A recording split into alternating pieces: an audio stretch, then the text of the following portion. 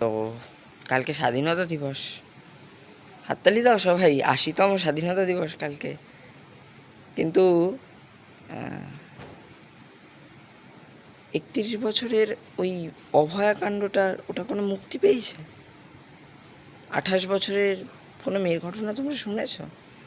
১৩ বছরের, ১১ বছরের, আচ্ছা ৬ বছরের মেয়ের ঘটনাটা শুনেছ? আর ৯ বছরের? সব মেয়েদের সাথেই হয় না? ও আচ্ছা, আমি তো শুধু একটু দেশের কথাই বললাম, এবার একটু বাইরের কথা বলি, পৃথিবীর কথাই বলি না একটু। পাহাড় থেকে নিজের স্বামীকে ধাক্কা মেরে ফেলে দেওয়া, হ্যাঁ ওইটা। তারপরে আমরা কি ভাবি যে আমরা মায়ের কোলে সব থেকে সেফ।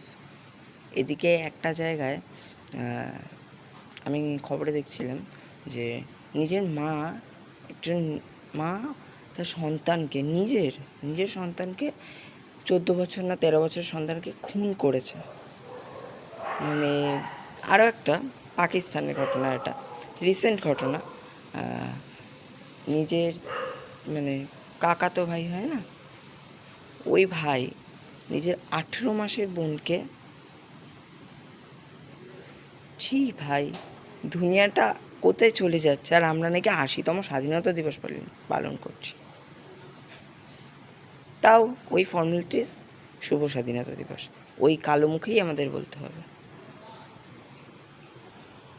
এটাই দুনিয়ার রীতিনীতি, মুখে মুখোশ পরে তোমাকে চলতে হবে, ব্যাস আর কিছুই না।